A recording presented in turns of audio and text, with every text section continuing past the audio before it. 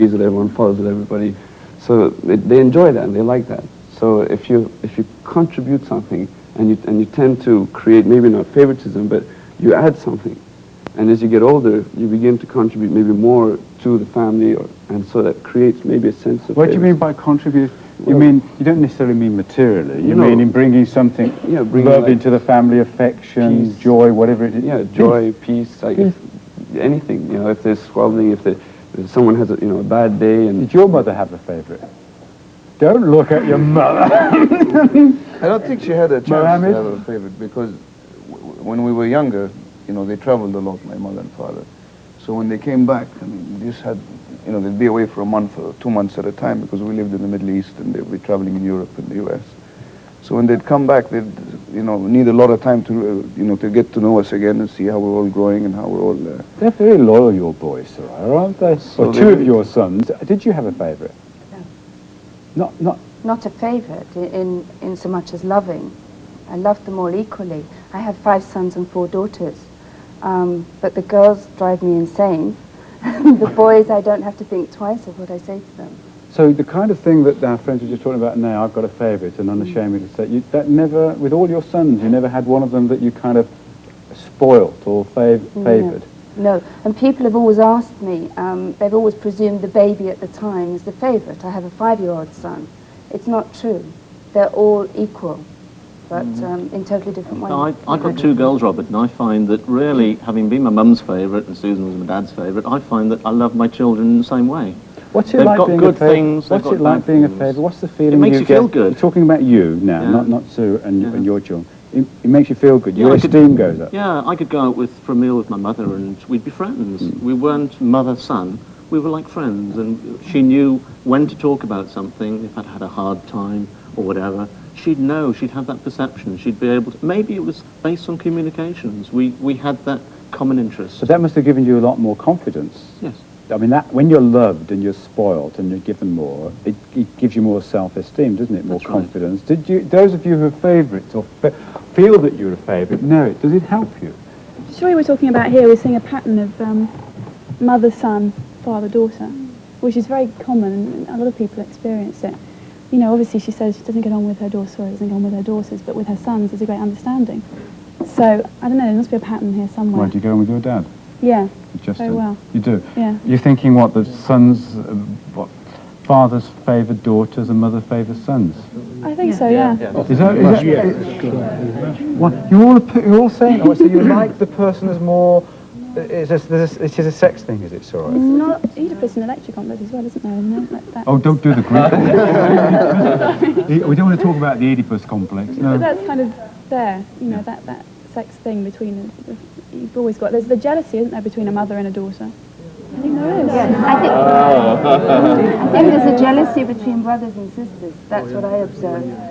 For instance... I don't know. Go on, what are you saying? Especially when you're the firstborn, there exists a lot of jealousy, I think. People tended to tell me that I was the favourite, even though I didn't realise it at the time. Now everybody keeps telling me.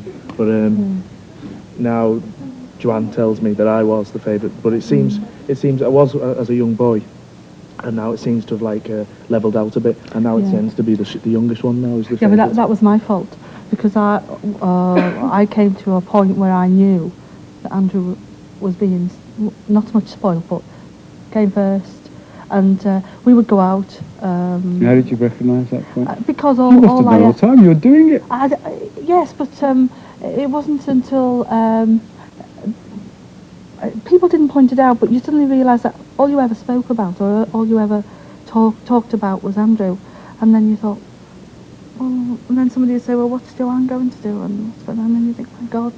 Yeah, well, she's going, and now that they're older, it's a bit of a family joke now, but it is a joke, a big joke now. It wasn't at the time when it could have become a problem. It really did go. He loved it. He absolutely loved it. Not a joke, is it, Joanne? No, it isn't a joke. I don't know, because they say you've got a chip on your shoulder, and I knew that. It was like that wide. They always used to say, shut up, you've got a chip on your shoulder. I say number 1 son, because it was always the same. That was the fun, number 1 We'd son. have a joke, and he'd sort of start a fight, knowing that he'd get away with it with my mum. Yeah, definitely. And I'd just be told to shut up because I was wrong. That's what I mean to that. You see, we'll have an argument, and Mum will come down and she'll say, if I hear your mouth once more, like, because I've got a loud voice, but yeah, that's what she says. I've got a loud voice, but she aggravates. She's quiet and she aggravates me. So like, it makes me just get really angry and start shouting, and like, my mum will come down and she'll start, you know, having a go at me, and I'll say, well, it's not just me, and she'll say, like, and he'll be laughing behind her back, you know, pulling face. And then I'd be totally left in the background, even though I'd probably have caused it.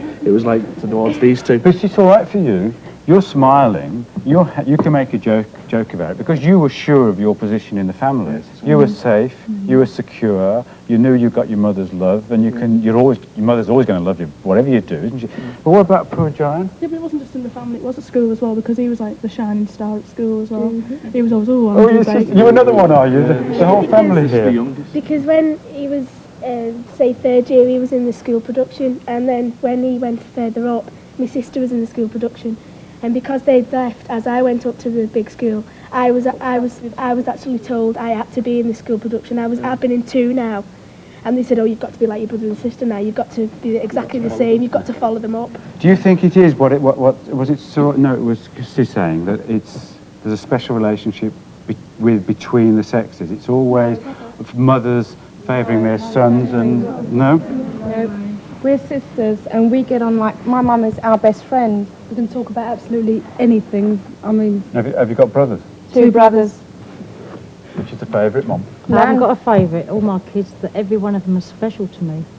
Does that make any... You don't find you have an easy... So you don't have an easy relationship with your sons and your daughters? You're just... No, we all talk about anything. Friends. She's a mum when we need a mum, but at the same time, if we...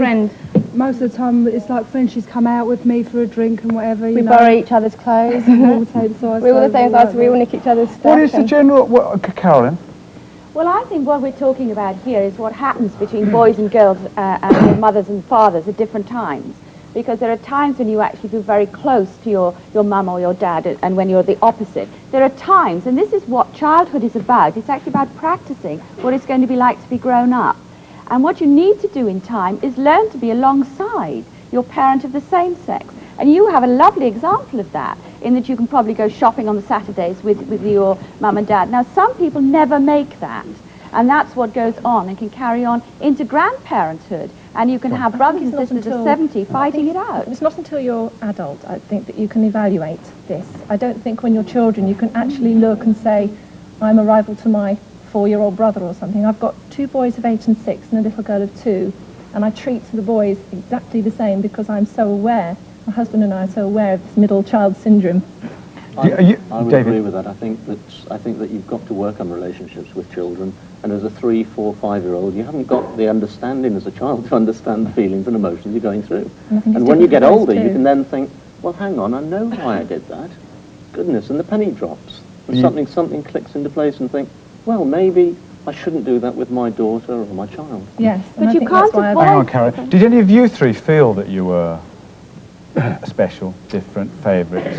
Not at all. Not really. See, we didn't have that because we come from a very male-orientated family. I mean, Mum was the odd one out. I mean, there was 4 of us. But I bet Mum was the boss. But she was in charge. But no, we never had that, so we were all treated much the same. But I must be honest, see, I've got 2 boys now. All right, when I had Henry Markov, the oldest one, I was hoping the second one was going to be a girl. Now, if I'd have had a girl, she'd have been spoilt rotten. Especially, she'd have been my favourite. Now, I don't know, because I didn't. I had another boy. But, George, you've got a daughter now. I had a daughter, the second mum's a daughter. But, I mean, I love her, but I don't treat her special more than the others. But I suppose, in a way, she is a favourite, but I mean, I don't do anything. I don't treat her any different to anyone else. I don't make it special. The 3 boys, George, she twists you around your little finger, her little finger. She can do. Is that the way daughters are with fathers? With dads, yeah, I think they do, yeah. They know they can get their way. They can get their way with it, Dad, more than they can their mum. A daughter, you would, if she's at the station, you'll go and pick her up, you'll do more things out of the way, whereas a son, you think, oh, well, he can take care of himself. But I mean, with a daughter, you've always got that feeling that... you've got to protect her. Well, that is one of the things, Is that what... So we like that with our daughter. I mean, I've got a daughter. We like that with our daughter. You haven't got a daughter. Well, you can't say that. But that's a protective thing, you feel. Where your son is, he'll get on with it. If your son rang up and said, so-and-so safe.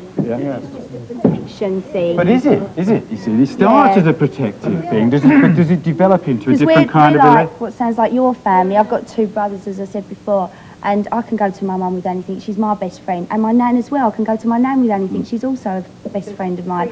And the boys can as well. But what's so, the I mean, difference we're a in bit your like the Brady Bunch. Is that a good thing to be? I don't know. Is there a difference in your do women generally know that you have a different relationship with your father than you do Yeah, I mean, with your mother? I'll speak to my mum about private things, whereas I wouldn't go to my dad. But that's only because my dad wouldn't really give such good advice. I'll speak to my mum more than I do speak to my dad about private things and that. Yeah, but if they want to get something out of Yeah, either of us, they'll when go we to were their younger, dad. it was always my mum that used to like discipline us and that, and my dad was useless at that because he just, he just twisted your with all of you, or just all the of girls? us.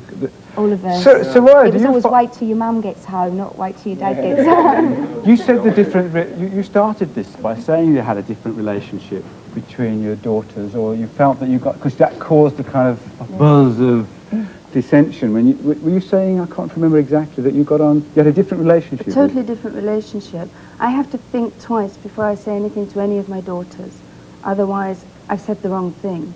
Whereby, with my sons, all of them, I can just, say anything at all. And they likewise. He told me to shut up. Oh, Mohammed. Last night, he said, you're not going to say anything on this program. And I didn't take offence. Oh, what was it? Oh, I see. What was Mohammed worried about? What was he Your worried? daughter had said that, you'd have been put out, would you? If your daughter had said shut up to you, would you? Yeah, well, actually, yes. Yeah. More than Why? I think it would have been personal. I know he really didn't mean it. I know she would have meant it. Yeah. But there's something going on there, isn't there, in our relationship with your relationship with your sons like that? There is obviously, you're looking at them differently to your daughters. You're seeing them. Is it? They are looking at me differently. Each and every one of my Yes, but you must sons. have inculcated that, and you brought them up to look at you in that way. I don't feel that way. I feel that it's natural. I feel that it came naturally from all 5 sons, not just these 2. What? If I've got a problem, for instance, it's the boys that ring me. Hey, Mum, let's deal with this. They're incredible, it's like a little army around me that will help me to deal with a problem. Or if they've got a problem, hey, Mum, can I talk about something? But hey, the Mum, girls come on, don't do Mum. that. Yeah. I love That is compatibility of temperament. That is compatibility of temperament. I have 2 sons, and they're friends to me, and I'm friends to them.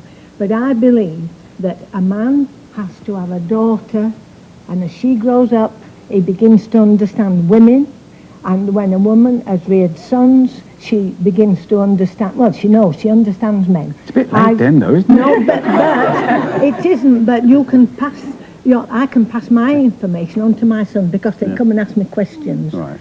And you see, boys inherit things from their mother and girls inherit things from their father.